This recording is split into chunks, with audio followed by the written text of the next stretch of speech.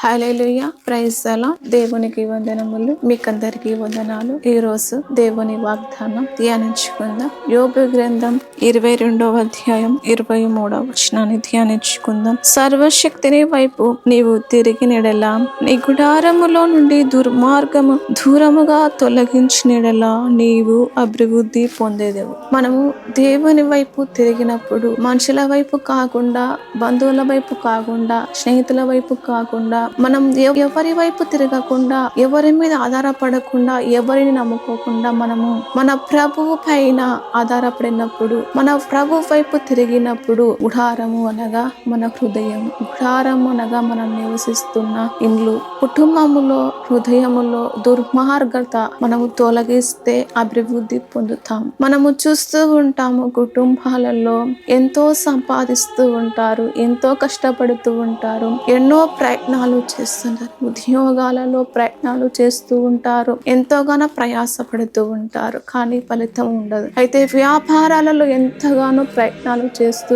నష్టపోతూ ఉంటారు. అలాగే చేసే ప్రతి పనిలో, ప్రతి వృత్తిలో ఎంత కష్టపడినా ప్రయోజనం లేక నష్టం కలుగుతూ ఉంటుంది. ఏ పని మాకు దొరకట్లేదు అని ఎన్నో ప్రయత్నాలు చేస్తూ ఉంటారు మనుషులు. అయితే మనము ఎవరిపైన ఆధారపడకోకుండా మనము దేవుని వైపు చూస్తూ దేవుని మీద ఆధారపడుతూ ఉన్నప్పుడు మన గుడారములో, మన హృదయములో పాపానికి చోటు ఇవ్వకుండా మనం పరిశుద్ధముగా, పవిత్రముగా ఉండి ఆయన వైపు మనము తిరిగినప్పుడు మన గుడారములో దుర్మార్గత, అది ఏ దుర్మార్గత ఉన్నదో హృదయములో కానీ, కుటుంబంలో కానీ ఏ దుర్మార్గత ఉన్నదో మనమే గ్రహించుకొని, మనమే దేవుని సన్నిధిలో ఒప్పుకొని విడిచిపెట్టి మార్గం తొలగించినప్పుడు మనం అభివృద్ధి పొందుతాం. అలాగే మనము దేవుని వైపు చేతులు చాపినప్పుడు, మనము గుడారాలలో మనం ప్రార్థిస్తూ దేవుని సన్నిధిలో నమ్మకముగా ఉన్నప్పుడు మనం అభివృద్ధి పొందుతాము. మన గుడారాలు, మన కుటుంబములు, మన హృదయము సరిగా ఉన్నప్పుడు, మనము దేవునికి నమ్మకముగా ఉన్నప్పుడు,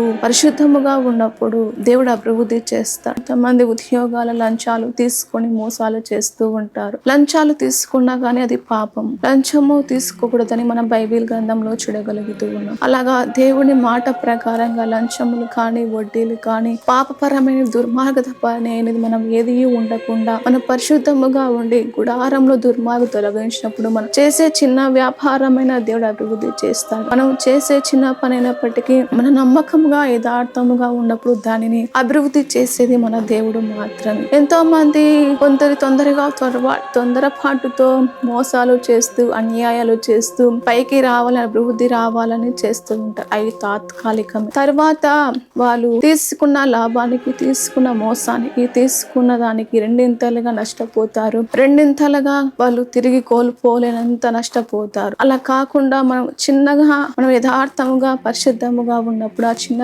వ్యాపారానైనా, చిన్న పనైనా, మనం చేసే ఏదైనా దేవుడు అభివృద్ధి చేస్తాడు. మోసకరంగా కాకుండా దుర్మార్గం తొలగించినప్పుడు మన దేవుడు దీవిస్తాడు. అభివృద్ధి చేసే ఇతరులకు ఆశీర్వాదకరంగా దీవిస్తాడు. దేవుడు చిన్న వాగ్దానం నెరవేర్చును గాక. ఆమె ప్రార్థన చేసుకుందాం. పరిశుద్ధుడా తండ్రి, నీకు స్తోత్రాలు నాయనా. అయా గుడారములు దుర్మార్గం తొలగించినప్పుడు అయ్యా నువ్వు అభివృద్ధి చేసే దేవుడు తండ్రి. అయ్యా నువ్వే వాగ్దానం నెరవేర్చి సహాయము దయచేయము. యేసు నామములో ప్రార్థిస్తున్నాము తండ్రి. ఆమేన్.